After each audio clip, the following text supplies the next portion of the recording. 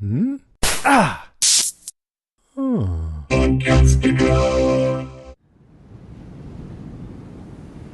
Shall we begin?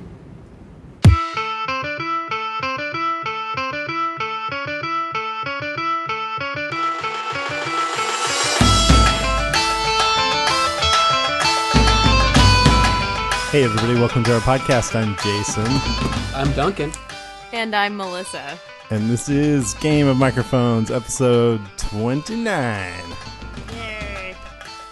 Oh, back. I love the Indian version of this song. Yeah, that's rad. I love it every time. I don't know where that came from. But I like it too. And there's a Western version that's pretty cool that we play sometimes. Whoa. Awesome. And then there's this like dubstep version that I wanted to have and I got nixed by Mr. Blog and Grace. Oh, It's like, man. Nice. I would have loved it. You know what would be really awesome is like a really rad bluegrass version of that. Because it's Wonder so if it's out instrument there. rich that bluegrass would be... I know. If only there There's was this gotta thing be. where we could search. Yeah. Well, it's so damn good to be back because it's been over a year. And Duncan actually recorded that. I told you already, but that last podcast that we just put out a couple weeks ago last year. But we thought since I had procrastinated that this would be a good time to put it out to get everybody hyped up for Yeah. season 7. And it's finally here. One other Game of Thrones thing that Melissa, you and I did over the summer was we went and saw Ramin Djawadi and his orchestra play a bunch of the songs, and it was amazing. I was actually going to mention that because I rewatched me and my friend Jenny before. Oh, you met Jenny. She went with me to the concert. Yeah, she was super cool. Yeah, she came over last night to watch the premiere episode, and we watched the last episode of season 6. Yeah. And that is so music rich. There's like barely any talking. I mean, that The whole Light of the first Seven, yeah. chunk that- of the show, exactly. Yeah, And I Light was of just like, Seven. I mean, I remember the music and I remember how awesome it was, but then rewatching it, I was like, oh my god, I feel like the music is like, I feel like I was listening with a deaf ear. I don't know. It was a huge impact on that segment. Yeah. My god, so good. And So fantastic. Speaking of that, I just rewatched all of season 6 to get ready for the podcast. I wish I could have done a rewatch of the whole series, but I just didn't have time. But it was so You don't have time for that? It was so much, I mean, I didn't think I was going to have time to watch season 6, but once I got into it, I couldn't stop, It was just so good. I did the same thing. I started with the season 6 finale, then went backwards one episode, and then started again See how from the far you could beginning. go. Yeah. Then I went back to season 4 and then season 5. That's Wow. crazy, I'm man. kind of like It's all over the place. Pulp Fiction of Game of Thrones. Yeah. Yeah. Well, I'm glad that you guys are here, and I think we'll do as much of these as we can together. If either one of you has to step out at some point, we've got other co-hosts in the wings, and I know I'm going to be gone for at least 2, so Mr. Blog will be here. So all you guys who like to hear our other co-hosts, it'll be a mix and match this year, but it's going to be fun the whole time. Yeah. Awesome. So let's get into it. Our top 3 highlights of Game of Thrones Season 7, Episode 1, Dragonstone. First off, what did you guys think? Duncan, what did you think of it in general? I thought it was awesome. I was super pumped up for it, and it started off on a note that I did not expect. With all my theorizing and everything, I never even considered the idea that Arya would do what she did there in the beginning. How long did it take you to figure out what was going on? Immediately. Yeah, Yeah, me me too. too. Right off the bat. Point. I mean, there was a second where I was like, could she really? Yeah, that's her. Yeah. The actor did such a great job of Yes. subtle changes of micro expressions and posture to reflect Arya. Yeah, because he was much more observant than Walder Frey ever is. Oh yeah, Walder Frey never Right. gives a shit about what's going on. He's more focused on slapping that 8-year-old booty. Right. And it was so much fun to hear it sort of shift from, oh, this family is so great, to, wasn't it great when you like stabbed that pregnant woman? And everybody's like, huh? Yeah, right. Like, well, I mean, that was all right. Yeah. I guess. But you really, I don't like to talk about it so much. I know. What did you guys That think? one in the family. Oh, I loved it. I thought it was great. I I knew it would be. I wasn't like, oh, they better not mess this up. I have the utmost confidence that the show will pretty much always be. In fact, come to think of it, I've never watched an episode where I was like, I know. all right. Never. They're always just. I mean, the so closest to that good. for me is Uncomfortable because of how much shit somebody had to go through. Yeah. Oh, well, yeah. Yeah. But yeah. never felt like an artistic failure or, a boring episode or anything like that. Right. Yeah, definitely. I loved it. I thought, it was after watching season 6, those last few episodes, starting with the door, which is amazing. Oh. And then the whole Battle of the Bastards.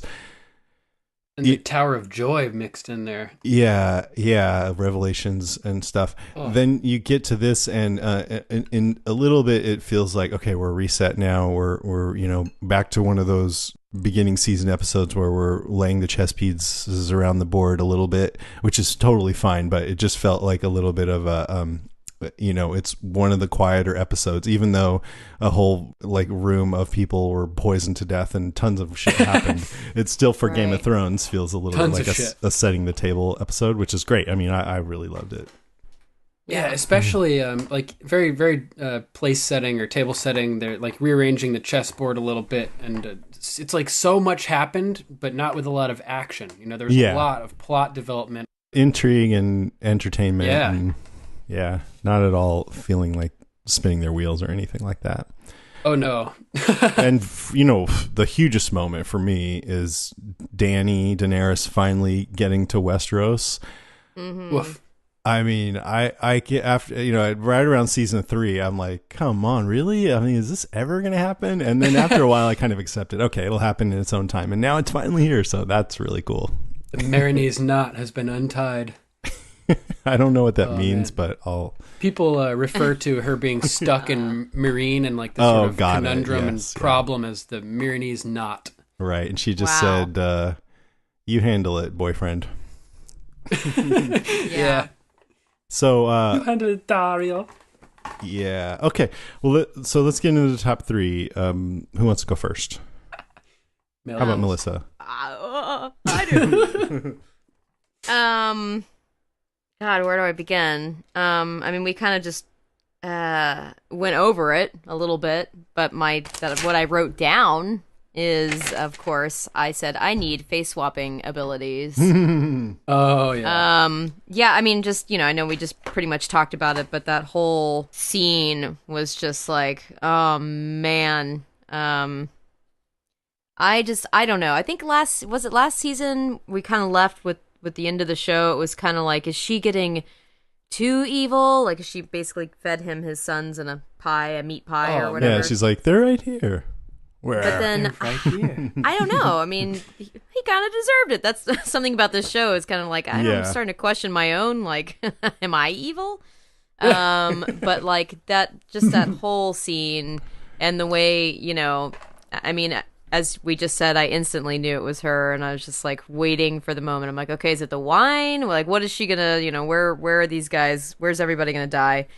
And she tells the little servant girl not to drink the wine, of course. And I don't know. I just thought that was a very exciting way. It just took off running. I think she told the servant girl, in part because she's a girl and innocent.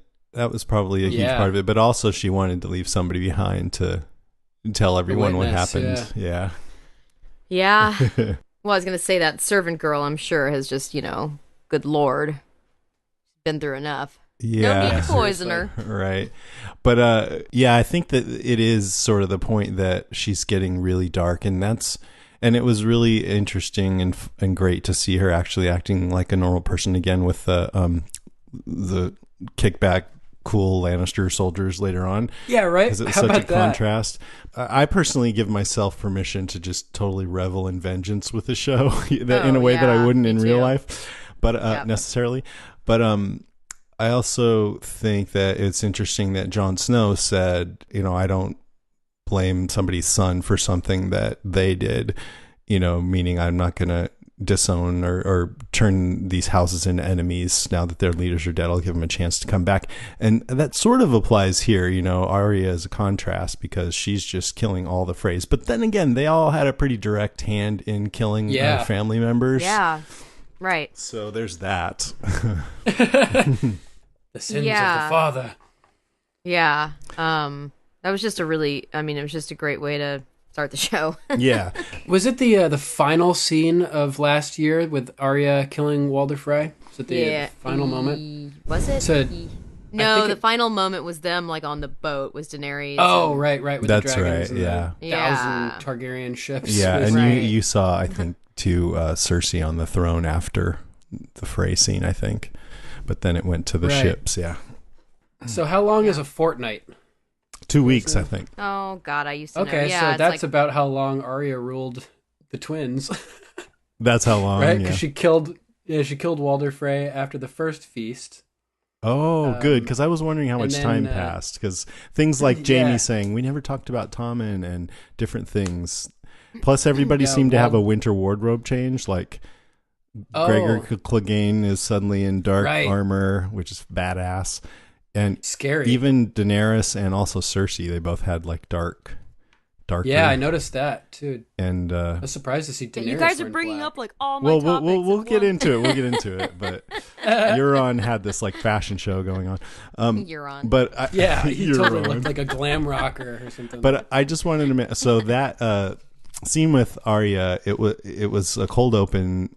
For people who care about this kind of stuff, that's only been done 5 times before on the show, and 4 of those were also episode 1s of the season, like the very first season when we saw some stuff north of the wall with the Whites and the White Walkers. In season 5, cold open with Cersei as a child going to visit Maggie the Woods Witch. But the only other one that wasn't was when the Hound was revealed to be alive, and I read they did that in season 6 because they didn't want you to see his name in the credits and have it ruined. Oh, nice. Oh man, Hound's awesome.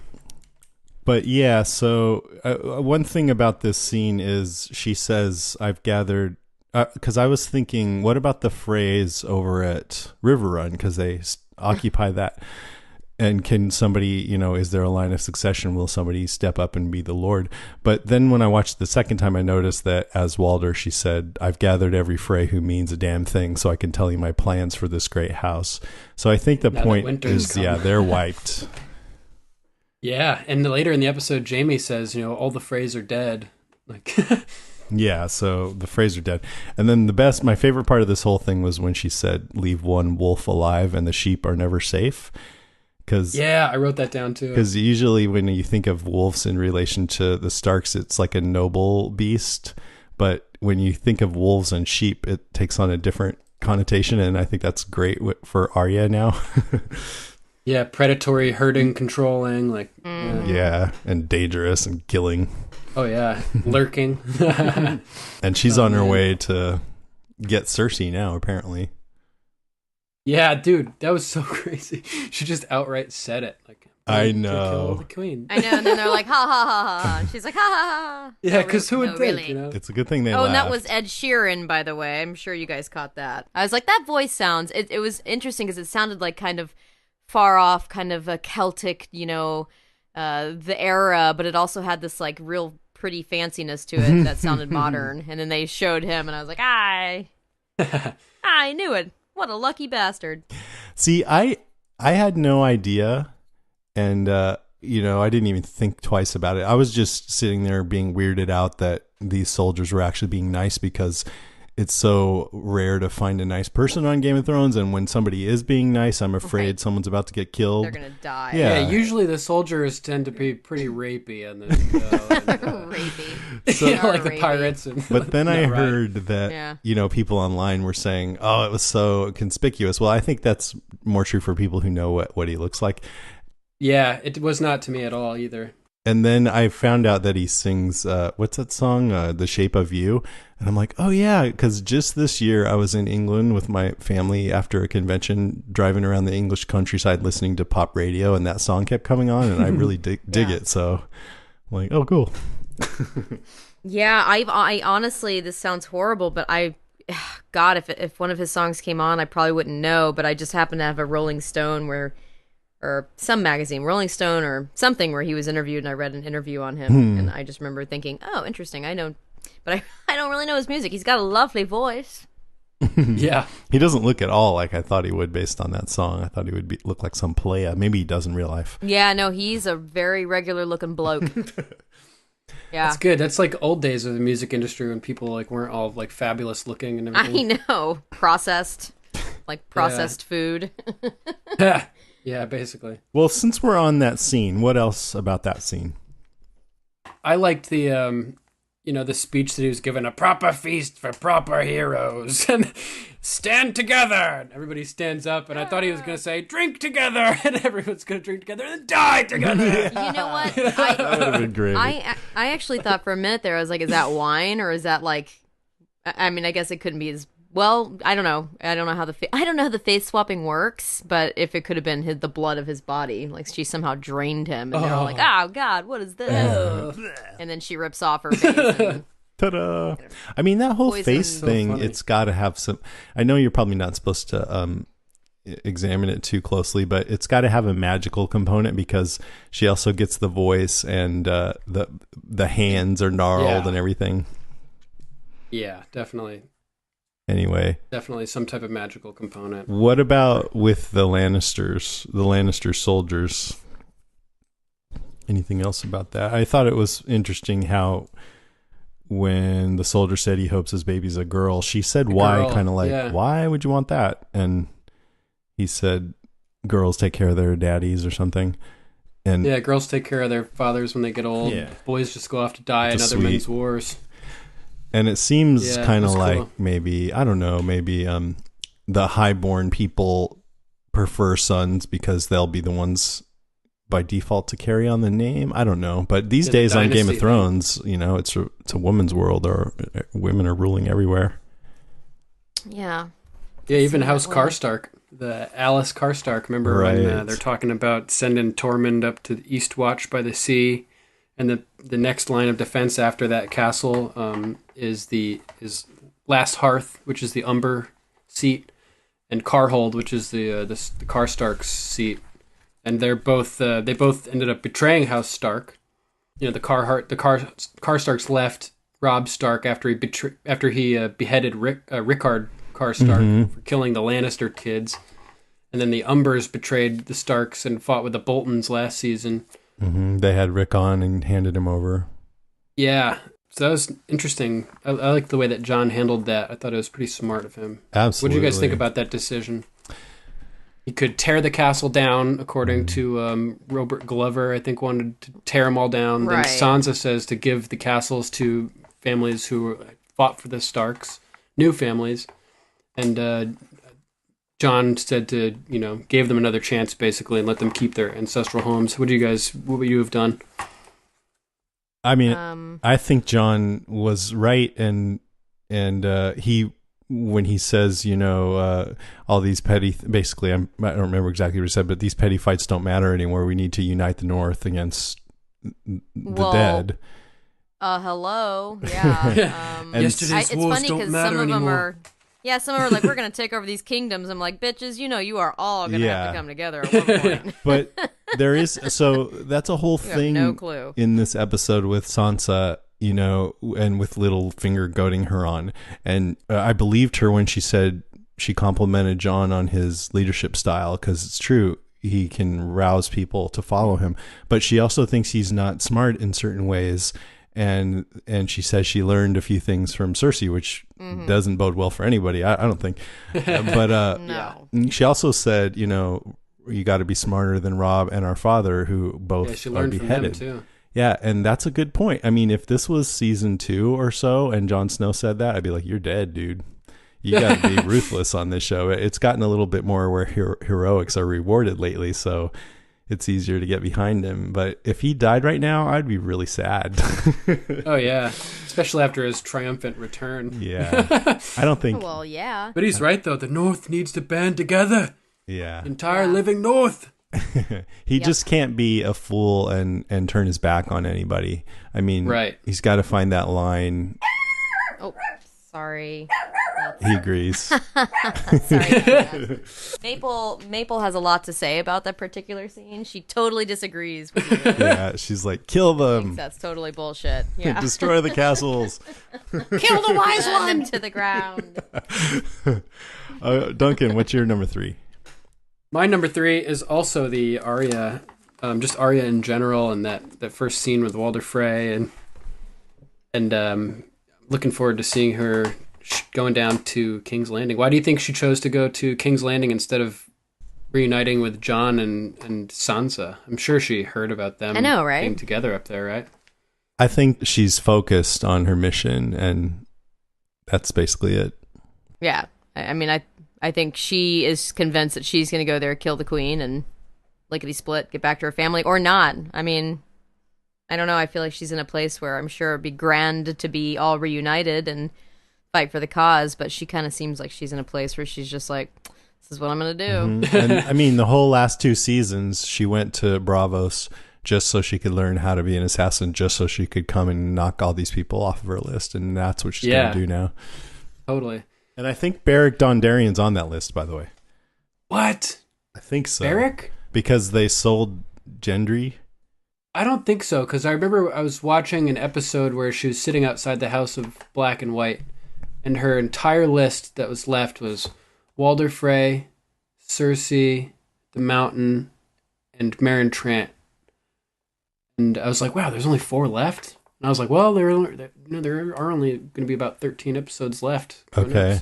So now it's just Cersei and the Mountain. I think it's just those 4. Like, once the series is over, who would you guys be the most sad if they're still alive? If they're still alive? Yeah. Cersei. Let me. Oh gosh, golly. I get. Yeah, maybe Cersei. Although, yeah, I guess I might ponder this one throughout. Okay, the next, yeah. Let me know however long we're together else comes here. to mind. I mean, okay. I think for me, it's Gregor Clegane. Oh, because he's been such a brutal killer and rapist and. You're talking about, wait, which one's Gregor? The Mountain guy? Yeah. Well, he's like Frankenstein. I mean, he's like not really even. He killed supposed to be the alive. Viper. Yeah, he killed Oberyn Martell. And he. Well, and who knows what he's doing to that? Although now, Elliot Martell. Una, you think Septa Unella is still alive and being tortured? Oh God, the nun lady, the whatever. Yeah. That part of me. It was funny because I was watching it with my friend and.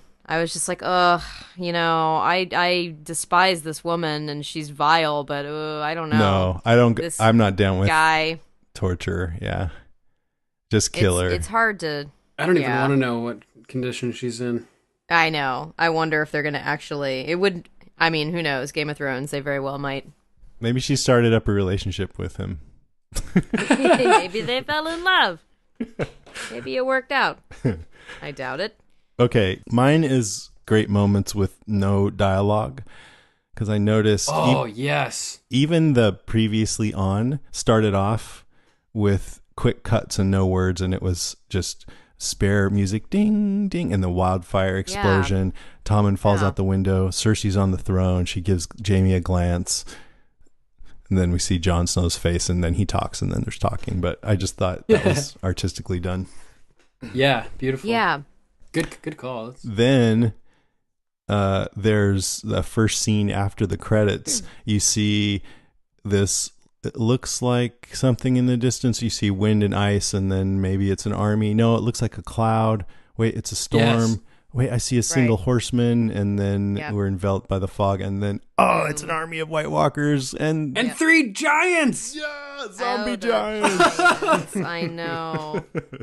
That's on my list as well. And it goes into their goddamn his glowing blue eye resting in his decayed socket.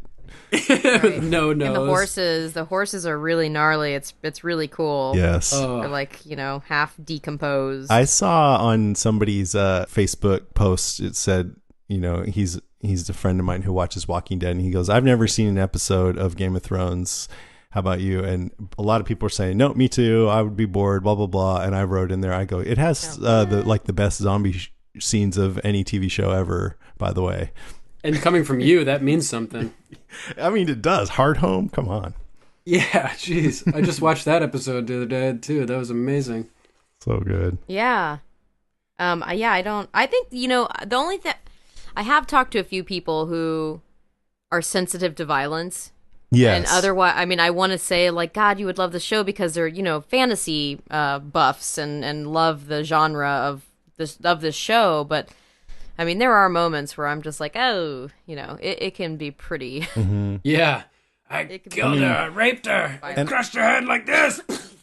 Yeah. And I think there's moments in Walking Dead that are some that are just as bad, but just not at as high frequency as Game of Thrones. Yeah, prolonged, exactly. Well, that whole episode with Theon Greyjoy, I feel like it spanned over a couple episodes. Oh yeah. And Ramsay. Oh, that was, I don't want to see. That was one area where I felt like that they fell down a bit. That was just like, oh my God, just like whatever you're gonna do to him, just fucking do it. I mean, it's just like I don't know. Oh, right. God. Yeah, and that's what's happening to Septa Unella right now, but they decided not to show it. Yeah, basically. Yeah. Oh God. Okay, then there's if somebody else wants to talk about this, but I want to bring it up. The whole montage with Sam. Yep. What? Go ahead. So take it. Oh, it's just. Oh my God. Oh, it's just brutal, man. There's soup in there. There's poop in there. Yeah. So Yeah. you can The tell most which is genius which part at of times. that is the soup looks just like the poop. Yeah. Right. Soup, Yeah. poop, water. Soup, poop, water. Poop, soup, poop, poop, poop, Yeah. water. Soup. If Sam dies, I'm done. I'm done with this show. Riot. I'm I done with loved this like show. the different sounds that he was making. The and the, Oh, Yeah. Oh God. So good. It was comedy. It was actually like, okay, now we have, this is maybe the first time I've felt it like was- laughing Yeah. throughout this whole entire, well, except for some Tyrion scenes, but yeah. It was almost like a joke the way they cut it too, because first the cuts were like dum, dum, dum, and then it was and it just gets Yeah. faster and faster and faster, and it just shit poop, soup, water, and then puke, and then there's like turns it off as he cranks the valve shut, and that was the end of the montage. I thought that was pretty cleverly done there. and the way it came in, you see that chandelier that looks like the title sequence. Yeah. And they showed that before when he first arrived at the Citadel, so they're invoking that again with the same kind of wondrous music. Oh, he found his place. And then you see him restacking books, and it's like, oh, it's not quite as glorious as he'd hoped. But then it we just haven't gets seen worse. anything less. Yeah, it just gets worse and worse. He grabs a bedpan, and there's moaning, and then gagging, and that guy's like, and we'd already seen him puke when he got seasick, so yeah, then there's runny shit everywhere, and scraping Yeah. bedpans and serving, and sad looks on his face. And then, gagging.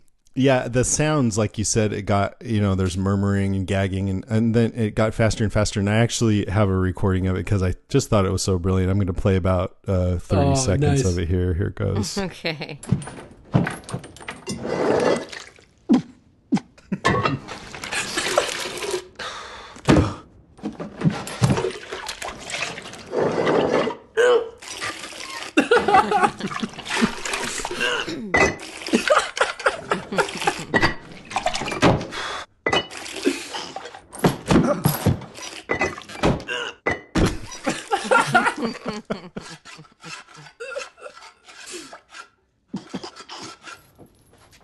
That's it. You know what it reminds me of? How to Basic on YouTube. You guys ever see that?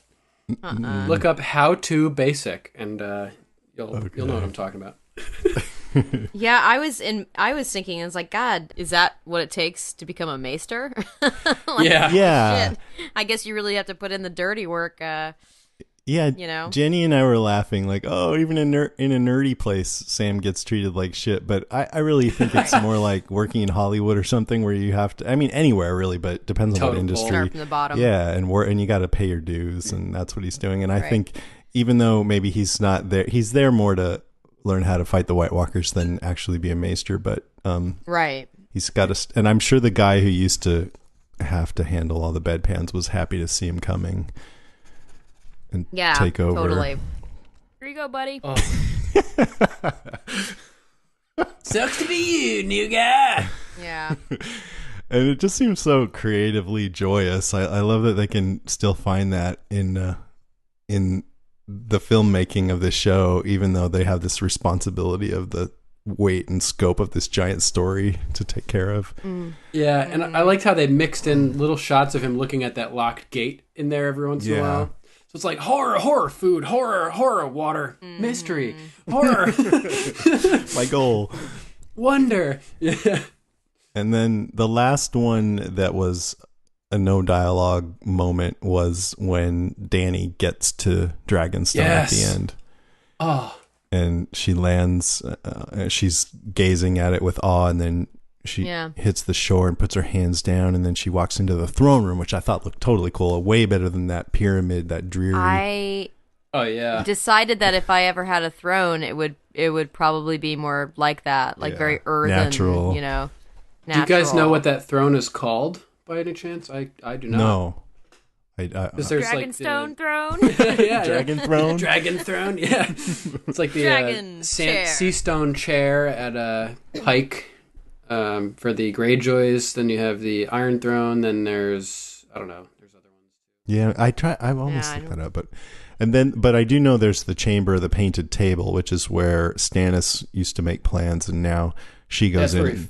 It's carved like King's Landing, and then Shall we begin, which is a great way to end an episode with the line, shall we begin? And on one hand, I'm like, man, she didn't waste any time. She goes right into the planning room and starts. Right. But then again, it's season 7, and that's how long it's taken. So I liked at the beginning when she first steps on shore and she puts her hand in the sand. You know, when you're like building a foundation of something or laying cement, oftentimes the kids will like put their handprint in or like write something in it. You know, I felt like she was like beginning her dynasty, and that was like marking the foundation with her handprint when she put it in there. I also think, I mean, that's their ancestral home, and this show is all about property and geography, and so this is like home. I'm home again. I want to such convenient timing for Stannis to abandon the castle. I know. And head north.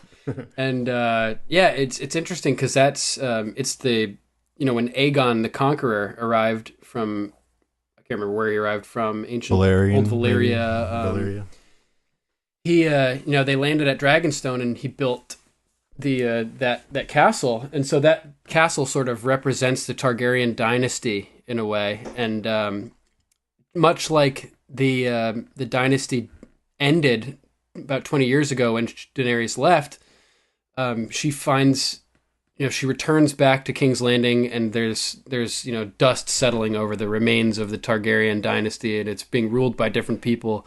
And I felt like the castle sort of symbolized the Targaryen dynasty just sitting there waiting with dust settling all over it. And she kind of came in and is going to revive it. And that last line, shall we begin, sort of, is talking about her revitalizing or resparking the Targaryen dynasty, basically. Mm-hmm. Absolutely. So cool.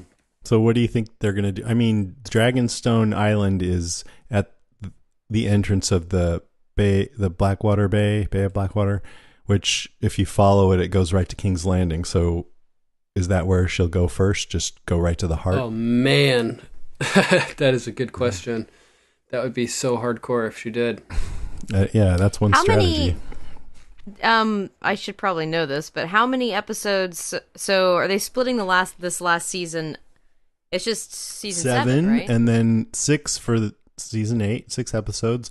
Oh, but there's talk that they might all be feature length for season 8, like 80 minutes or more. Oh, I hope so. I know. Yeah, so if they're all 80 minutes, that would put it at 8 hours, which is only 20 minutes shorter than their normal 10-episode season, apparently. Mm-hmm. And how many episodes are going to be in this season? 7 in this season. 7, 6 okay. in the next. And but I think there are some extra long ones in this season too. coming up. Oh, yeah. Yeah, they're actually all above average length. Cool. Which is awesome. Yeah. That's good. The finale is 81 minutes. All right, let's move along. So, Melissa, what do you have a number 2? Well, I just we again we kind of all got started on it, but I called him Uncle Greyjoy because I couldn't remember his name. Apparently, it's Euron. Yeah. And I was just noticing in this episode that the costumes, the wardrobes, were, I mean, they've always been amazing. It's always, like, wow, cool. But there was some good-looking flashiness going on. Uncle Greyjoy, yeah, he looked very like modern. literally like he just rolled off like the rock and roll shit. Yeah. He just got off the music video set. He almost looked like he was in a modern fashion show to me. He could have been. Yeah. I kind of liked it. Yeah. It was kind of hot. It fit his I'm just personality. saying. Yeah. You like him? I think It it was fit his cool. personality. I think the pattern sort of like took me out of the moment for a split second though, because I was like, that looks too like modern and like Right. But I thought it looked really cool for sure. It was definitely very rock and roll. Yeah. And then and also the mountain, his armor, like there was just some distinct changes that were like, wow. And I was thinking about how much fun it would be to be the costume designer for this show. A lot of pressure. The funnest. I know, right? The most Yeah. fun, I think. The I mean, I'm most sure fun. it's a ton of work and Absolutely. probably stressful as shit. Yeah, I always think that this show has the coolest wardrobe of any Yeah. show, really. The armor is always amazing. The Kingsguard armor is super cool. That new Lannister, or it's not like new armor, we saw it some last season, but that Lannister armor they were all hanging around at the campfire with, that was pretty cool. Mm-hmm. Yeah, there's just so much work that goes into the detail. And Yeah. I also was joking with my friend that Uncle Greyjoy he's a little bit like Crazy Eyes. Is it Crazy Eyes? Orange is the New Black. He's a little bit like the Game of Thrones character, her character. That's funny. I've never seen that. Oh, okay. Heard Well, it's if you good, haven't though. seen I it, don't get it. You don't. Just because Well, he's he's- kind of could go any way at any moment kind He's of thing. kind of erratic, and the way he was talking just seemed like, Yeah. I don't know. A little Just like seemed manic. Filter. yeah, he was. I mean, I mean, I don't really like him at all. Fun to watch, But though. he was really, I was really engaged in his character. And what does he say at one point to Cersei? He's like basically talking shit about Jaime Lannister, and he says, "You need a man with like 2 good hands or something." Yo, it's like- To that's that extent. right. And I was like, oh, Yeah. oh my I didn't God. understand why you did Since that. I Now was get it. young, since I was young, I always wanted to marry the most beautiful woman in the world. So here I am with 2 good hands. And then she's like, "Why should I trust you? You killed your brother." And he's like, "You should try it. It was fun." The looks Jamie was giving Yeah. him was priceless. Yeah, like he was just on a roll, basically. Mhm. And then she said she wouldn't marry him, and he's like, looks genuinely shocked. Why not? You're like, what? Yeah, I thought that whole scene was I don't know. I thought it was good because I don't like him at all, but I found myself attracted to his character, not like necessarily in a good way, but I was just like, oh, I want to see more of this guy, and yet I don't. That's the kind of guy that would end up in real life being your boyfriend in 3 months. I know, and all my friends would be like, "What the fuck is she doing with him?" He grows on you. And I love him. So much. You don't understand him like I do. Anyways, You slipped into your Missouri. Missouri came out. I know. Yeah, that was awesome. So he says he's going to go get a gift. And I read something about what that might be, but I think we should save it for after the podcast in a bit more of a spoilery section. Because Oh, you think it might be book spoilery? I bet you might have an idea, Duncan, from the books. I don't know. But I have an idea. I just thought before I read that he was going to go defeat one of our enemies and bring back his head or something. Yeah, I was going to ask if you guys thought it might be something we've already heard of or know about, or if it might be a new element. I was like, I have no idea. Yeah, because everything about this guy is basically a mystery. We know nothing about what he knows, where he's been. So I imagine it's going to be something new to the story. Right. Or, And Was it in this episode or an episode recently where somebody was saying we don't, or to Arya, what's to Arya? Fuck, I don't remember, but we don't know what's to the west beyond. Right. And I want to go find out. Yeah, she was asking. She's like, "What's beyond Westeros? What's west of Westeros?" No one knows. But I get the feeling Euron maybe knows, or he's been places that we haven't even heard about. Nobody's been. Yeah, yeah. It's gonna be interesting. Very intriguing character. Okay, my number. Well, it's just more stuff about Sam at the Citadel because there's a lot there, and I really liked that. For one thing, this Archmaester guy reasons out quickly that Sam is probably telling the truth about having seen White Walkers. Yeah, that was cool. Yeah, because I'm like, oh, smart people. They're thinking, he's like, Tales of the Long Night can't be pure fabrication, too many similarities from unconnected sources. So, yep, and the most simple explanation for your fervent, obsession with the White Walkers is that you actually have seen them. Right. Oh, cool. But then he's like, we've had all these events in our history, horrible events, and we've always gotten through them, and the wall still stands. So that means it probably still will. And I'm like, yeah, but the flaw in that reasoning is that those events did not turn out all right by everybody being complacent. They turned out because people fought and did stuff, and that's what Sam's trying to do right now, and you're stopping him. So I'm smarter than the Archmaester because I just yeah. Because I am. So there. Anyway, and that you would have an extra chain.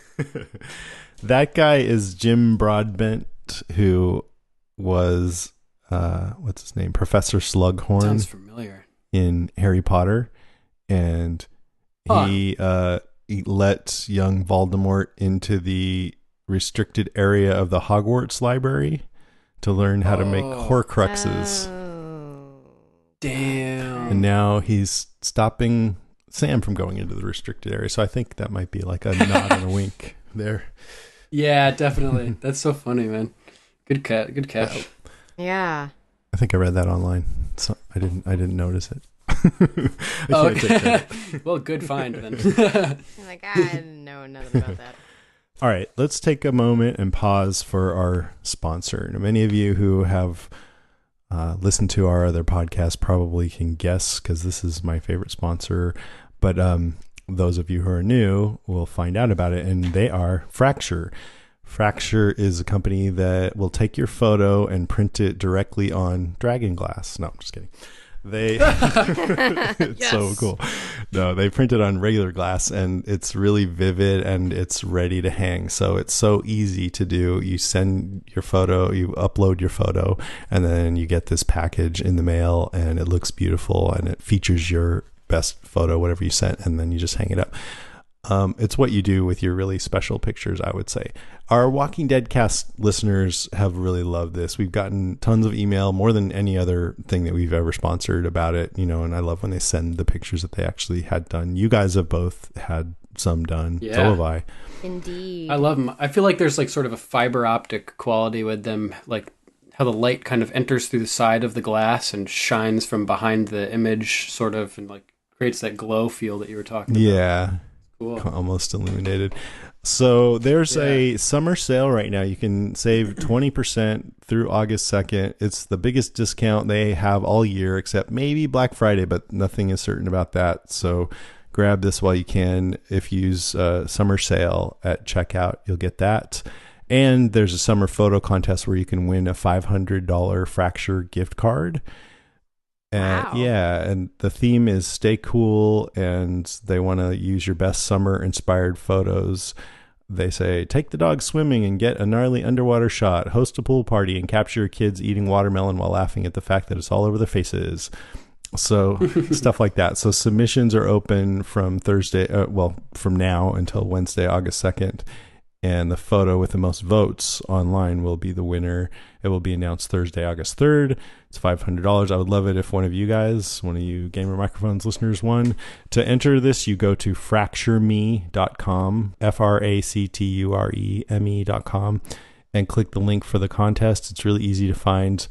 And if you want to get a fracture, go to fractureme.com/podcast, and there'll be a list of podcasts that they sponsor. Choose Game of Microphones, and then you can still use that summer sale code at checkout for 20% discount. So that's fractureme.com/podcast. Thanks, Fracture. Hey, Fracture. Thank you, Fracture. Okay, number one, Melissa. Is it my turn? Sure. Well, I'll just have this. There's just so much. There's just so much to this episode. But, I know. I guess my number one is just kind of how it ended. And I don't know why it just dawned on me. I guess maybe because I was like, wow, there's really only 2 more seasons of this. So, Daenerys is home and she has no idea, or does she, that she's standing on a bunch of Dragonstone, and that's basically what it's going to take to fight the White Walkers, which half of them... she's got dragons and dragons. And half of them aren't even aware that this is an issue. So I guess I'm just like, I don't know, this episode really set like this, sucking in of like, oh God, how is this all going to wrap up? How are the hell is this all going to go down? And I don't know. I just in general the whole episode was very exciting, and I'm glad I can't binge watch this show. I'm glad that it's a you have to wait every week type of thing, because it's nice to savor what's going on here as opposed to like. And it takes some time to absorb. It's so again, I wish that I would have had a chance to watch the episode again, because there's just so many things that are so cool. And the Hound, it was really great to see all your favorites are back, and Yeah, we're still dealing with characters from the very beginning, which is pretty great considering how many people have died on the show. Exactly. I got a cool idea when you mentioned the dragon glass under Dragonstone, that Sam is going to send a raven to Jon to let him know that Dragonstone has dragon glass. And then Jon is going to hear that Daenerys is there, so he's going to send a raven to her, asking for her help. And so Daenerys is going to go north with Dragonglass to conquer the Whites and everything at some point, I guess. I know, right? I don't know if that'll be before or after King's Landing. I was thinking something similar, that maybe... Because I don't think we've ever heard Daenerys talk about White Walkers or be introduced to that. I don't know if Tyrion... I don't think... they really know anything about that yet. Right. But so she's focused on conquering. But I was thinking maybe Jon Snow would go to Dragonstone. But I really think that these two are going to get together at some point as a couple. Jon Snow and Daenerys? Yeah, his aunt Daenerys. His aunt. Yep. That's really? what I think. I wonder. I mean, we've had so many brothers and sisters. That seems fairly tame. Yeah, I mean, it's really common in the Targaryens. Yeah, like Dany was, originally planned to marry Viserys, her brother. But I don't know. I mean, I can see it happening. As Sam actually mentioned, Stannis had told him that there was dragon glass at Dragonstone already. He didn't probably know there was a whole mountain of it, but I don't know how much people are aware of that. Maybe they haven't been paying attention. But I looked it up, and apparently dragon glass is nothing more than obsidian. Obsidian? Yeah, which is volcanic glass. And I guess the Valyrian term for it is translated as frozen fire. So that's appropriate for killing White Walkers. But it's brittle, and it's not, it's not good for weapons because it breaks. It's sharp, but it breaks. Yeah. Maori tribesmen use it to line the edges of their weaponry. Cut things. Yeah. Wow. Yeah. Cool. That's pretty cool. Duncan, number 1. All right. Mine is the bloody hound meets his bloody maker. Looking into the fire. Yeah, so, the hound, he sort of was a regular little old kid until his brother held his face in the fire to punish him for stealing one of his toys, which he was really just playing with. And that's see, I want him dead. Him up. Yeah. Yeah, totally. He might already be dead. Even deader. Even more dead. Second death. But yeah, so fire sort of created the Hound and sparked his mindset and put him the way he is. Scarred for so life. He's always been terrified of it. Yeah, literally. So throughout the seasons, there's been times where he's had to deal with fire, like the first time that he, when he met the Brotherhood Without Banners and fought Beric Dondarrion, and Beric had the flaming sword and it burned his arm and he was all freaked out. And then after Biter bites him on the neck, and Arya offers to burn out the wound for him to get rid of like the infection, and he won't let her, and it plays a big role in his downfall. It weakens him to the point where Brienne takes him out, basically. So he's terrified of fire at Blackwater Bay. He quit King's Landing, period, because of Blackwater Bay and all the wildfire. Fuck the king. So it was really interesting. He's like, figures I get stranded with a band of fire worshippers. And out of all the people in this whole story, like the one person who's most like against, averse to fire, it turns out that he's connected to it somehow. He meets his maker and confronts the fire face on, and it turns out that he finds God basically in that moment, the R'hllor, the Red God, and he's somebody who's sensitive to being able to read visions from the flames. Even Beric seemed stunned at that moment when he started seeing the wall and describing what he was seeing in the fire. And it's just super poetic that he's been spending his whole life trying to avoid fire, and the answers were all right there. Amazing gift. Yeah, like the whole time. It was a great scene. Just sort of for one thing, Beric, he's like, why do you get to come back to life so many times? And he's like, I ask myself that all the time. I don't know. Right. And he's like, I've known you for a long time, Beric. So there's always found you very dull. Contemplation going on there, and the Hound has this newfound vulnerability and purpose for good. So it's a transformation in his life. And it's like I found a parallel with Daenerys almost, who is reborn in the fire as a mother of dragons, and now the Hound, he was reborn as the Hound in fire to start, but now reborn again as like the Hound Plus, who can Plus read, who can like read the visions of R'hllor, and I'm just really wondering how it's going to affect him and what he's going to accomplish. But not only was he like reborn with this experience, but he seems to be reborn as a person as well, and the way he sees the world and the way he views life and people. And it was really intense to for him to arrive at this cabin where he had I don't know if you guys remember, it was season 4, I believe, when he had Arya and they were on their way to the Eyrie, and they find this little farm, and there's an elderly guy and his daughter, and they're by themselves, and they ask for food. And so they go in and they're eating this cabbage soup that the daughter made, and the Hound is just like a beast, and he's spilling everywhere and being completely rude, and Arya's like trying to cover for him, like oh, he's he's a little crazy. I was trying to remember. I was trying to remember why we should remember them. Right. So the farmer had said, we're all alone. We're gonna need some strong hands around to for the to work the fields and shit, essentially. And he says, I have a little stash of silver, honest pay for honest work. And the Hound agrees, and Arya is surprised by that.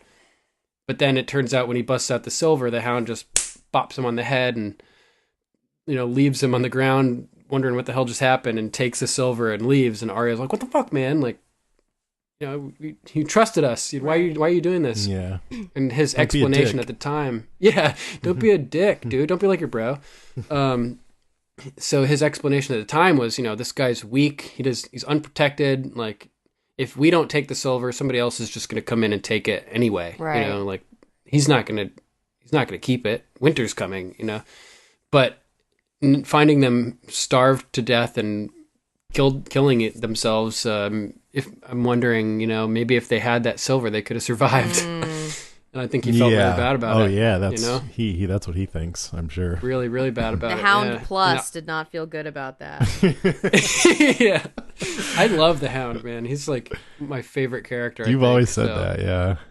So I'm just really excited to seeing him, on his redemption arc, right? Having some progress. So he sees a vision in the fire, and it's a castle, and apparently that's castle at the end of the wall. Yeah, Eastwatch by the Sea, which is where Jon sent Tormund to guard this episode. Yeah, and so it seems like if his vision comes true, there's going to be a battle up there with White Walkers and Tormund and probably the Hound fighting.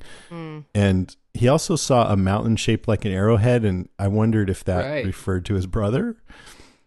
His new helmet looks kind of like an arrowhead. I don't know. Maybe. So maybe, we got to see a fight to the death between those two before this is over. God. Clegane Bowl, people call it. What is it?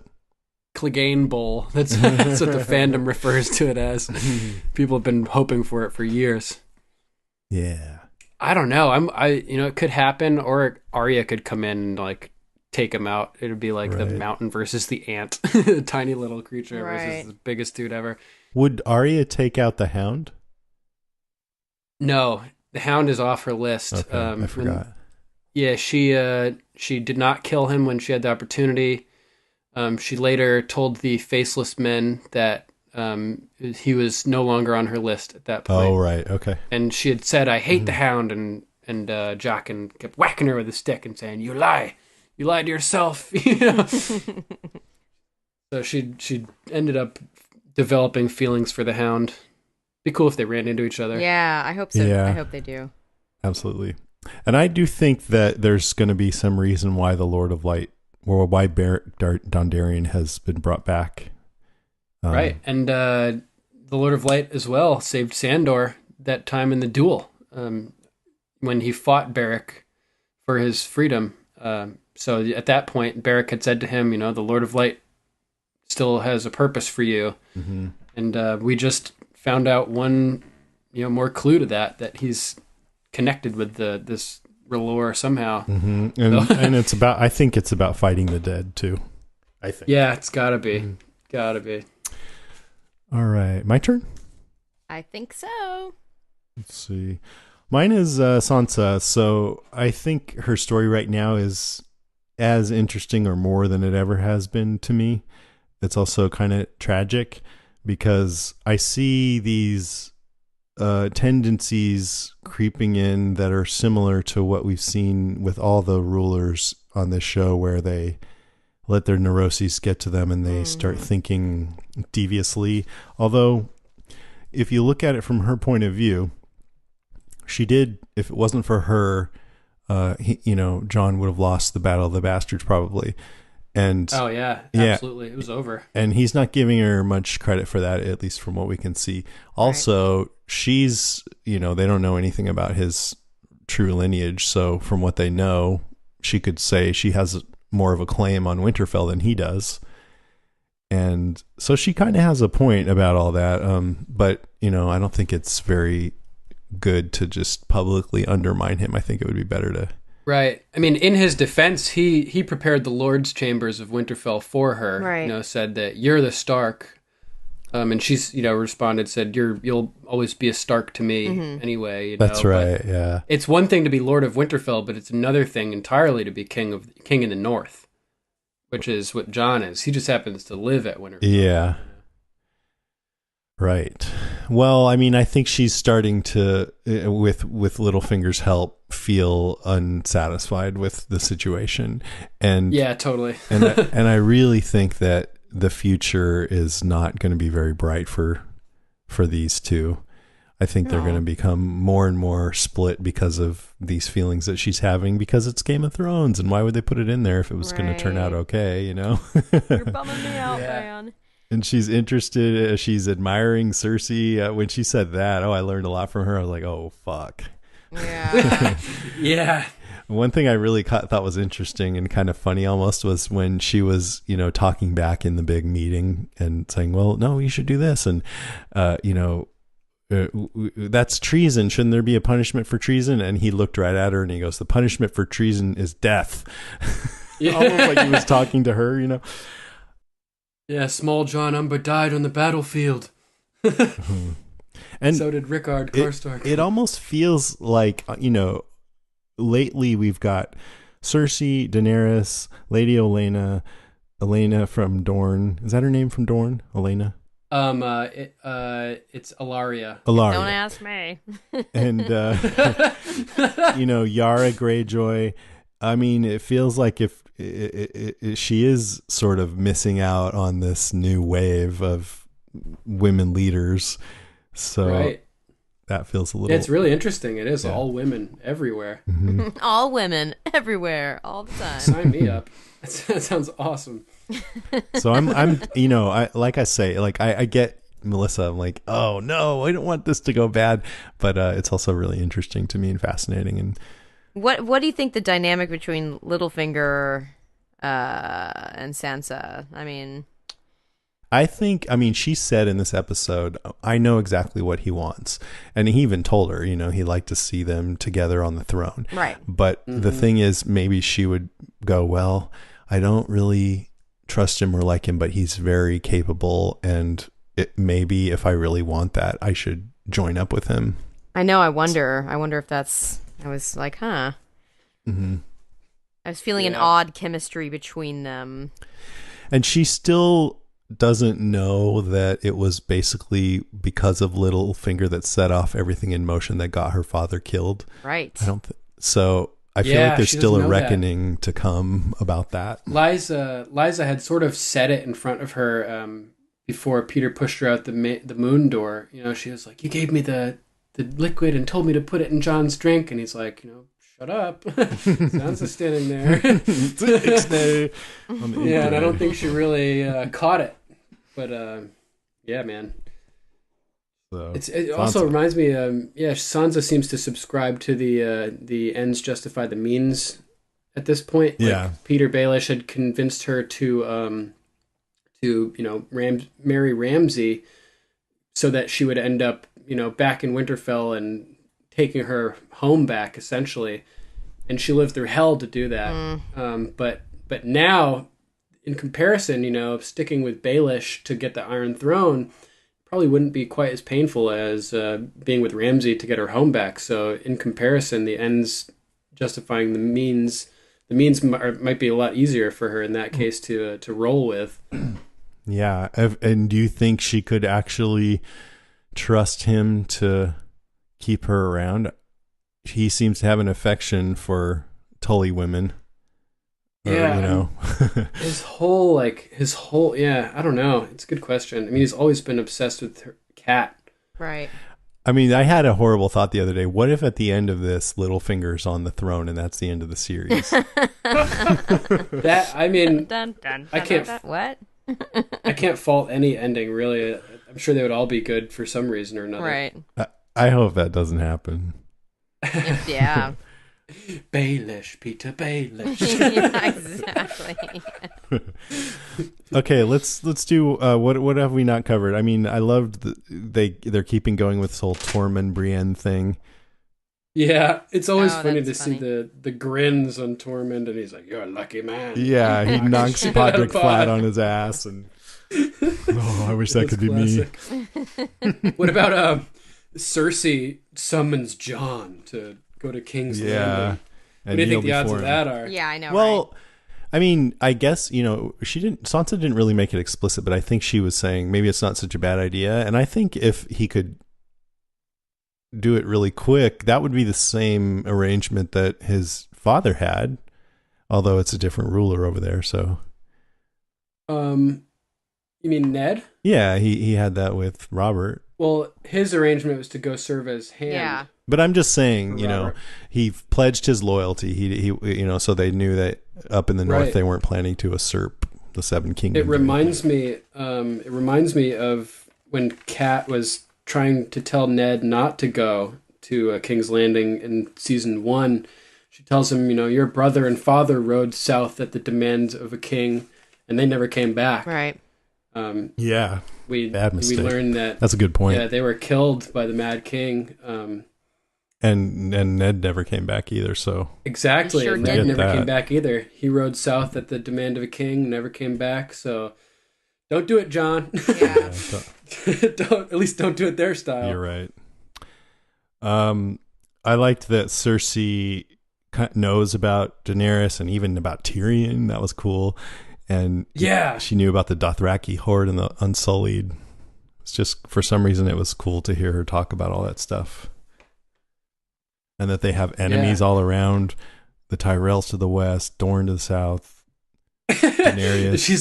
she's like our little brother who killed our son and our father. Yeah. And now he's got an army and he's coming for us. And Jaime just kind of like, what can I say? And then, I like how she was like, "Are you afraid of me?"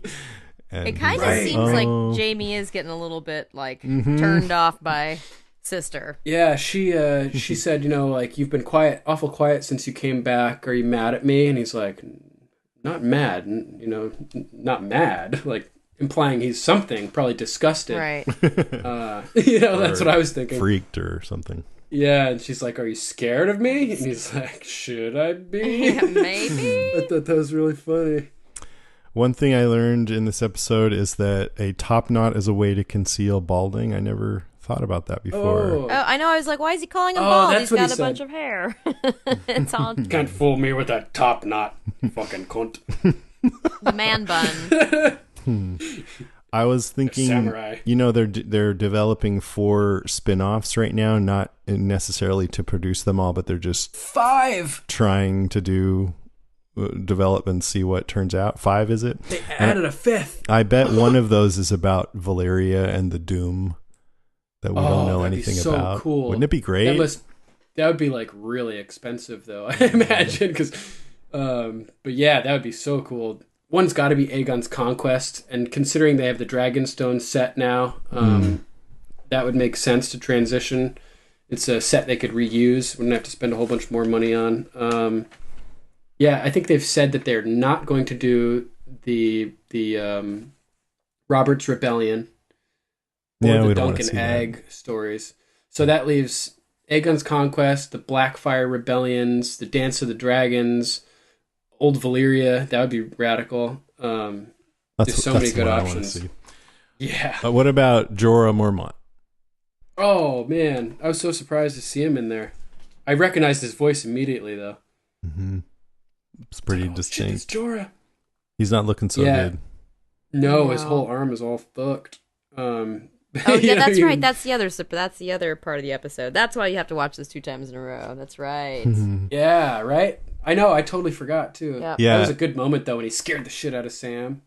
And Daenerys the last we saw had commanded him to go find a cure, so I guess that's why he went to the Citadel. Right. Yeah, he's probably letting them experiment on him. Maybe. And Sam's like, "Oh, you made me drop my poop. Don't touch me!" Yeah. It's not good to be grabbing at people when you've got that. No, Yeah, it's right? not very What the hell, considerate. Hey, you! Yeah, like at one point he reached out to take Khaleesi's hand, and I was like, "Dude, don't I know, fucking touch her." hello. Right. She'll be a dragon scaly queen. Yeah, I thought it was cool also how Jon is planning to man the abandoned castles on the wall with wildlings. Because there's 19 castles up there and only 3 are in use at this point. Right. Yeah. It makes perfect sense to you have all these guys all of a sudden up north, like throw them in these castles, man. And then you go up to the castle and they're all camped around the perimeter, but not in the castle. Those are my kind of people. Hilarious. That would be so funny, man. What else? Used to the old way. I got one. So we were talking about Cersei and Euron's proposal of marriage. Wasn't he saying last season that he wanted to marry Daenerys? Yeah. And I think he must have changed his mind because he got an invitation from Cersei to come to King's Landing. Oh, well, technically, think about it. He said, all my life I've wanted to marry the most beautiful woman in the world. So here I am with 2 good hands, right? But he doesn't say anything It's about marrying you. Cersei. Yeah. He could be, bringing her the fleet to gain her trust and sabotage her to hand King's Landing to Daenerys. Absolutely. Yeah. And hope that that will because she just laid out a bunch of reasons why she shouldn't trust him, and maybe she's absolutely right. Right. Yeah. Mm-hmm. Plus, she's a legendary douchebag. Like, can't imagine anybody wanting douchebag. to. Yeah, nobody wants to marry Cersei. Not even Jamie at this point. Yeah. I'd take her. No, I'm just kidding. For like the night, you know. Just a thing, and then we're done. Yeah, I was surprised to see all those Ironborn riding up on King's Landing, though. That was pretty intense. Yeah. Those Kraken ships. They made those ships pretty fast. 1,000 ships. Yeah, I know. And they were like fortnight. super decked out, Oh, man. yeah.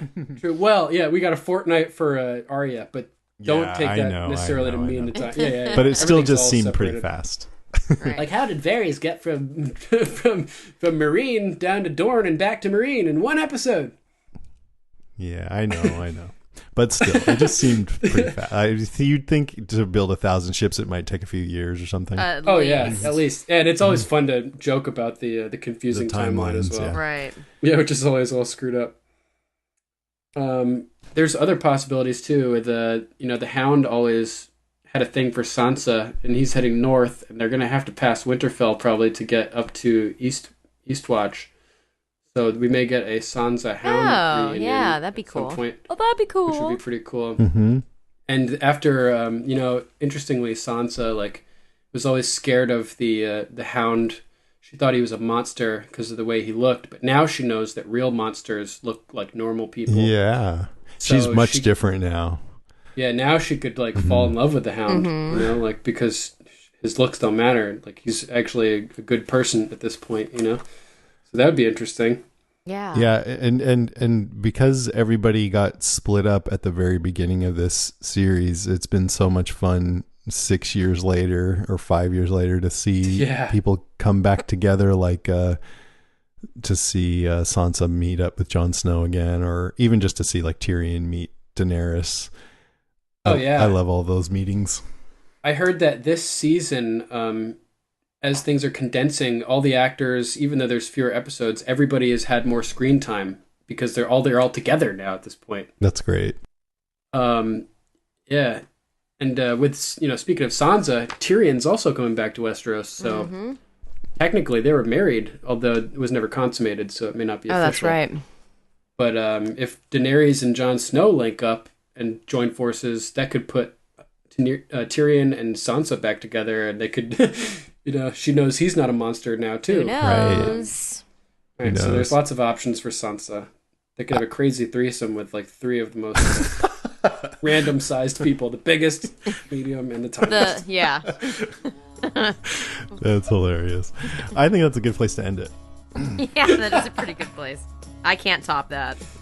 You rode through the streets of the city, down from his hill on high,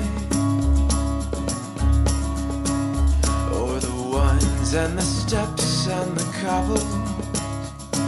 You rode to a woman's side, for she was his secret treasure. She was his shame and his bliss, and a chain and a key, but nothing compared to a woman's kiss. For hands of gold are always cold, but a woman's hands are warm. Let's move on to the news. So just a few things. This is old news, but I just found out that on John Oliver's Last Week Tonight set, there's this cityscape behind him, and if you look really close over his shoulder, you can see Dragonstone. No way. As part of the cityscape. That's so cool. It's kind of cool. I like shit like that. Let's see. There's a article on Entertainment Weekly about Game of Thrones leaks and what the actors think of it. And Kit Harington said, I get so angry about it, like we all do. Even some publications, I would think better of using them. There's nothing you can do about it. People, for some reason, want to spoil things for other people, and hopefully most people don't look at the stuff. For those who do, it's so easy to slip up and see something you don't want to see. And then Aidan Gillen, Littlefinger, says spoilers make him think about all the effort he personally puts into not revealing any secrets. even to those closest to him, quote, "You think about all the work you do. I never say anything to anybody, even my closest family members. I take security very seriously. Maybe that's just the little finger in me." Yeah, I was thinking that. That's great. But then Gwendolyn Christie, who plays Brienne, is a little different. She says, "It's the world we live in, and people are very curious and excited about the show. I love the element of surprise. There's something wonderfully childlike about receiving something you didn't expect. And the more your favorite TV show and films that can be protected, the better. But I understand people are excited." Just being nice about it. She's being too nice. And she's being too nice. She's just a really nice person. She is. She kissed me on the cheek one time. Oh, nice. I saw her on the tube in London. That was like for Walker Stalker when we were there. I was on the tube and this, very tall woman stood up and I was like, oh. I was like, oh, because she's there's really no one that looks like her. She's so distinct. Not just being tall, it's just her features. She's very distinct. So that's my that's it. That's all I got. She's quite pretty in person too. Oh yeah, she's lovely. They make her, she's a model. Look as lovely as she is in real life on TV. Yeah, no, she's a very handsome woman. She's got good features. So someone watched all of Game of Thrones and timed all the characters' appearances to see who has the most screen time. Ooh, cool. And they made a list, and I have the top 10. So who do you think is on the list? Number 1 Arya is Cersei. Jon Snow. Cersei is number 1, 2, 3, 4. Jon is number 2. Arya is number 6. Oh. Well, we can scratch Ned off the list. Yeah. Ned's dead, baby. Jaime Lannister? No. Jaime's 7. Oh, Tyrion. Tyrion's number 1. Yeah, he's number 1. Nice. He's number 1. I love that line. That reminds me think of last year when they're walking around Marine with Varys and they split up and he says, "Oh, the most famous dwarf in the city." And he's like, "Most famous dwarf in the world." Yeah. And he has 293 minutes of screen time, so that's like almost 5 hours. Wow. Oh, that's cool. Daenerys is number 3. Then 8, 9, and 10 are Theon. Sam is number 9, believe it or not. Who did you say was number 2? 2 is Jon Snow. Ah, nice. At 268 minutes. And Jorah Mormont is number 10. Wow. So that leaves out Littlefinger, Brienne. Yeah, that makes sense. We didn't talk about Bran. Bran is at the Wall. Yeah. Right. I mean, man. Yeah. And I was just thinking, they said that, the reason why the White Walkers and the Whites were able to go into that cave where the Three-Eyed Raven was is because he did that green seeing and he touched the Night King. And so then there was a theory that maybe because Benjen Stark had told them that there's magic in the wall, and as long as it's there, the White Walkers can't cross it, or the dead or something. So I'm like, maybe Bran shouldn't go south of the wall because maybe that would create some kind of a doorway. And I've always wondered what his significance to the story will be, and maybe it'll be like a tragic significance. Oh God, man, I hope not. Where he lets them in, Oh shit. Hodor holds the door and then he fucking blows the door down. Yeah. Kind of a bitch. I don't know though. I couldn't see them doing that to him because. And then he just says, "Whoops." Sorry. He's like, I "Can forgot. someone carry me to help me escape?" Sorry. Sorry. Sorry, guys. I guess I got this wrong. Oh man. And then I had that thing about Ed Sheeran. Apparently, Sophie Turner is it? Is that which one it is? Sansa. No, who plays Arya? Maisie Williams. Maisie Williams. She loves him, so they brought him on as a surprise. Right, Oh, they did it to nice. surprise her. And now Sophie Turner's holding out for Justin Bieber. Eh, I don't think Bieber makes it on Someone the on show. our- I don't know. ridiculous. Someone in our group said that, right? On the Game of Microphones group. I'd like to see Justin Bieber meeting Gregor Clegane. Yeah, the mountain. Right. Oh man. All right, that's it for the news. Now it's time for Ravens calls. Nice.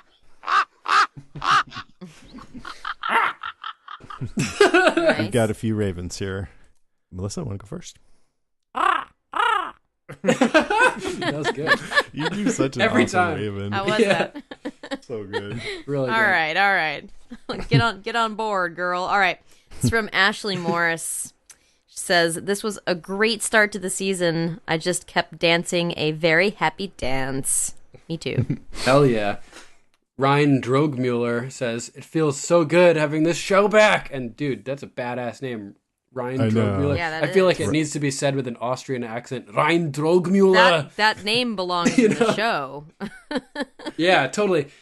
That reminds me too. You were listing off all the actors. They have like Aidan Gillen, Kit Harington, all these wild names, and John Bradley. Yeah, John The most Bradley. like normal name Right. possible. Yep. Aside from Jon Snow. No, Yeah. just kidding. Sherry Morford. Hi, Sherry. Says, "I loved Sure. it. I thought it was a great first episode of the season, setting up all the coming action, and I'm really loving all the strong female characters in this show. I'm proud to see Dany, Brienne, Arya, Sansa, Lady Mormont, and yes, even Cersei show the strength of women, and feminism has officially arrived in the North." Well, not quite to the north yet, but everywhere else, right? Yeah, and it's a good thing too, because there's been so much violence towards women in the show. Yeah, it's really cool to see women like getting a foothold and taking control, and they are stepping up in the north too, because Alice Karstark is heading up the Karstark family, and Sansa's Lord of Winterfell. Yeah. Ashley Renfro says, "They nailed it, but have to be honest, I was a tiny bit underwhelmed. I know it's uncalled for on my part. It's a new season, and they've got to set up the storylines, which they did a perfect job at. I'm just an impatient watcher, already looking ahead to what comes next." I think that just means you want to see the next episode right now. like. Yeah. It's that whole. Yeah, it's the binge. It was no. yeah, it was crazy the amount of like progress that happened. Like information was spread so fastly. Daenerys is already at Dragonstone. They're like the King's Landing already knows about the Freys being wiped out, which happened in the same episode. Like all of this information is spread so quickly. It's I have a feeling like we're in for a breakneck pace this season, which should be pretty interesting. I think so too. Yeah, Yeah. totally.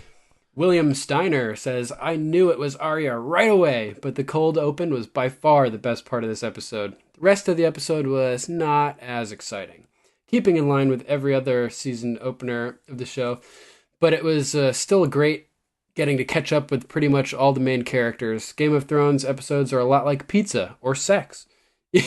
Even when it's not the best you've ever had, it's still pretty damn good." I don't know. I've had some pizza that's pretty damn bad. Not so great. I won't touch But not base on sex, the other but not category. sex. Yeah, right. Dylan Blank says, "I thoroughly enjoyed it. Euron lit up the screen. He was very charismatic, throwing jabs at Jaime nonstop. What is his gift, by the way? Is it a certain something from the books?" Ooh. Remind me to talk about that at the very end. So for Yeah. people who don't care about the spoilers, we'll talk about it. Yeah, that sounds good. This is from Kristen Hall. I read somewhere that Euron Greyjoy is supposed to be worse than Ramsay. With that said, I love Euron. See? I'm telling you. He has a charming way about him that Ramsay and Joffrey never had. It looks like he's channeling a Jack Sparrow type of attitude, too, which, as a Parks and Rec fan, it makes me giggle a bit. He had the best lines of the night. I'm looking forward to seeing him again and hopefully hating him as I did last season. You don't think Joffrey was charming? Joffrey, not so I'm not sure about what the Parks and Rec reference is there. Was I this don't actor on watch- that show at some point or something? I've never seen Parks and Rec. Really good show. You probably like I know, I've heard. Question, what was the deal with the exchange between Ed and Mira and Bran? Who cares if they're wildlings, right? I thought the party line was, if you're living, take refuge here and get ready to fight, right? That exchange did not fit with Ed and John's experience so far with the Night King. Also, Right. someone get Mira some food. She looked half dead. She did look, a little worn out. I don't think he was questioning whether they were wildlings. I think he just didn't know them and was like, "Who are you?" And then they said, "This is Bran Stark," and he didn't just take it, or he didn't know if he could believe that. Yeah, because those are like two pretty prominent names that they threw out there. Like, oh, I'm Mira Reed's daughter of Howland Reed, who I think that's significant that they mentioned his name. He was there at the Tower of Joy with Ned and would know the truth about Jon. So that could have been foreshadowing his character being more important this year and potentially being involved with the revelation of Jon's true name. I didn't even think about, too, that Bran is up there, sort of nearby. He could start spreading the word about that or something. Yeah. I mean, considering he basically just fucking read Dolorous Ed's mind and totally, like, melted his brain, it's probably scared the shit out of him. They might believe him, just ask him any question about anything ever, and he knows the answer. So, Heidi Loftus says, kept waiting for Sam to ask Professor Slughorn how to make a Horcrux. Rima Joe said, we should all have someone that looks at us the way Tormund looks at Brienne. His facial expressions leave little to the imagination. One day, if I'm lucky. Rima has people looking at her like that all the time. She's a cutie. You just have to keep your eyes open. Whatever that means. I should be an advice person. Just, keep your eyes open. The words of wisdom from Melissa. Yes, podcast. That'd be a great segment. Yeah, our whole show. You'll leave it feeling way dumber than when you first came in. It reminds me of Negrodamus on Dave Chappelle's show. Ask Negrodamus, or ask a black dude. This is your turn, Melissa? Me? Another from Rima Joe. I'm sorry, I have to say more, and I have to get it out of my brain. So thinking more on Jorah and is looking for a cure, he happens to meet with Sam. Sam happens to be researching mentions of dragon glass for the war to come, finds out Dragonstone is sitting on a mountain of it. Where did Princess Shirin, the only person known to survive grayscale and be cured, live? Dragonstone, Shireen. We know that dragon glass was used on Benjen Stark to keep him from turning into a white. So might there be other medicinal properties? The show is going to kill me. That's great, right? Yeah, wow. I'm like, wait, what? I've done a lot of research into this stuff, and I've never heard anybody suggest that. That's really smart. Yeah. Super smart. Yeah, Shireen, when traders came to Dragonstone when she was just born, Stannis was duped by a guy who had a little doll, and that was all dressed in the Baratheon colors and whatnot, and the guy tricked him into buying it, and it was contaminated with grayscale, and after she touched it to her face, they saw the infection forming and burned the doll, but it was too late. So he called in all the maesters he could find from Westeros, all the best medical minds, and they ended up coming up with a cure. They never said what they did, but maybe it has something to do with dragonglass. Very very interesting. I could definitely see that. Yeah, and what happens if a dragon breathes fire on dragonglass? It melts. I don't know. It turns to dragon steel. Maybe that's the key to making Valyrian steel. Two entirely different things, though, I'm sure. Jesse Daniel says, the mirroring of the Red Wedding was awesome. Winter came for the phrase for sure. Yes. That's right. We didn't really mention that, but it was a mirroring for sure. Everybody died. Yeah. Total reversal. That was awesome. Claire Johnson says, I felt like Arya was kind of reluctant to accept the soldiers' food and drink because that put murder off the table.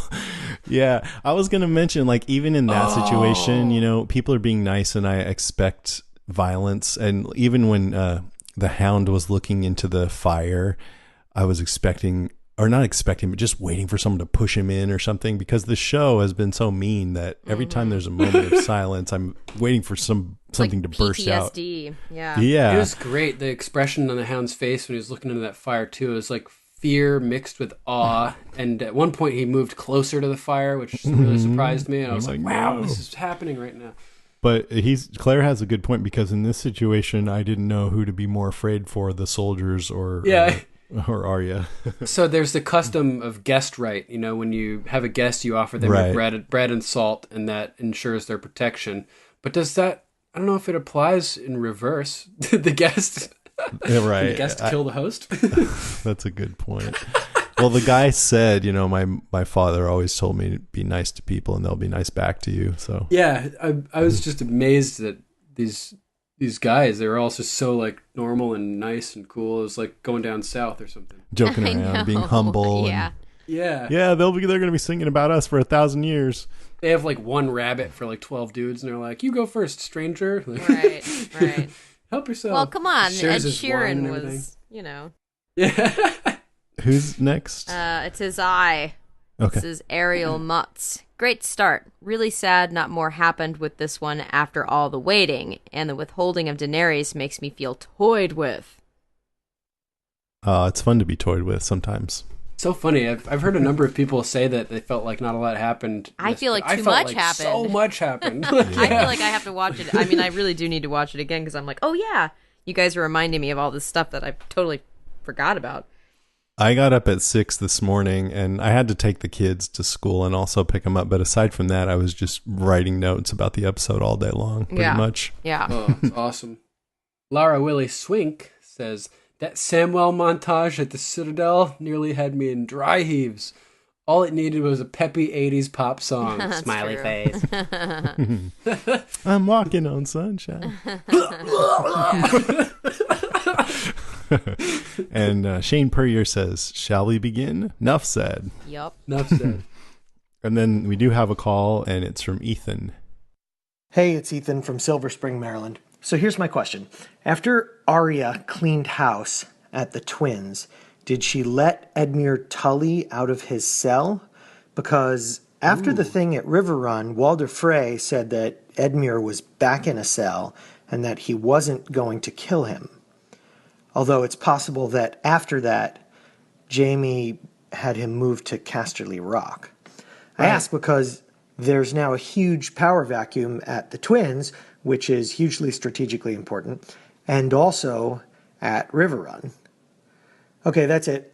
Don't get poisoned. That should come up, right? Edmure? I'm pretty sure that at the end of the siege on River Run, when the Lannisters took over, I think they shipped him off to Casterly Rock, but I'm not sure if I remember seeing that on the show or if I remember thinking it, definitely seeing it when I was reading the books. Right. Yeah, you would think so. He gave over, and then I don't know if he would be locked up there. Yeah, I guess it's just they leave it off saying he's in a cell, and they don't say where. So probably at the Twins. Abandoned, Yeah. dead, rotting.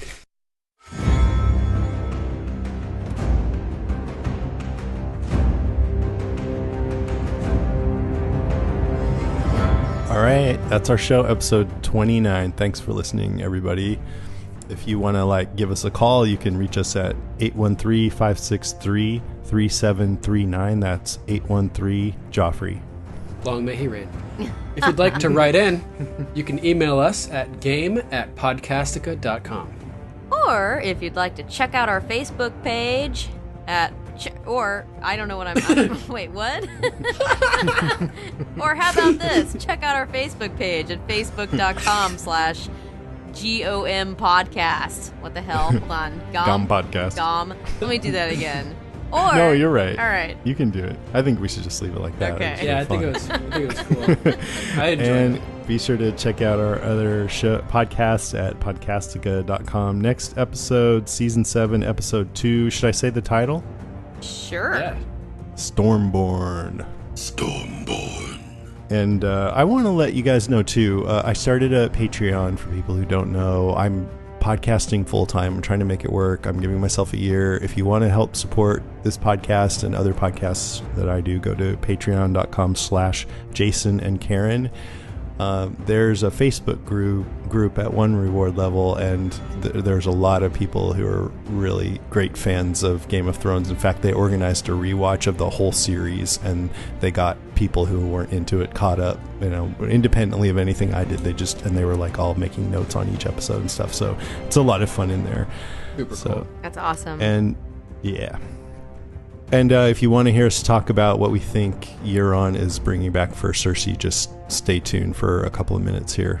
But for now, that's it. That's our show. Thanks for listening. Now get to work on those bedpans.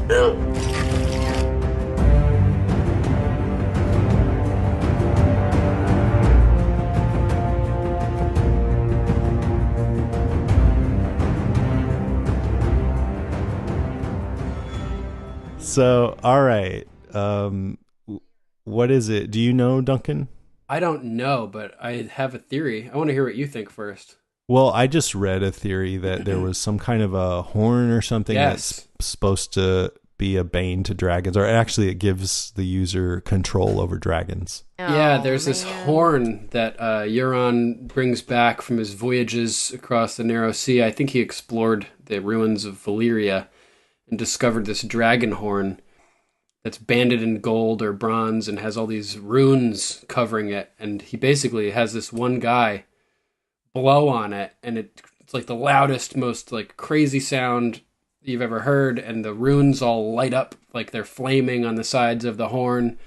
And he blows and blows and blows in the horn until it like basically roasts the inside of his lungs, and the guy dies. But that was just to test the horn, to show its power. There weren't any dragons in the vicinity at that point. So people have been speculating. Maybe Gregor Clegane can blow it and not... Yeah, maybe. Okay. Oh, man. Yeah. So it's entirely possible that Euron and Cersei could be hijacking some dragons. Yeah. It's terrifying. Rough. Yeah, because you think of Dany as having a huge advantage. And I was looking back at the history, and it said that, I guess, who was the original Targaryen? Aegon, or the first one? Yep. Yeah, that he like conquered Westeros with only 3 dragons and a small army. So he only had 3 too. Aegon, Rhaenys, and Visenya on their 3 dragons, Black Dread, Balerion, and I can't remember the other 2 at the moment. Thanks, you guys. Yeah. That was tons of fun. Was tons of fun. Tons. Always. Heaps. Dude, it's so exciting. Yeah, love you guys too. It's just, yeah. I can't believe it's back.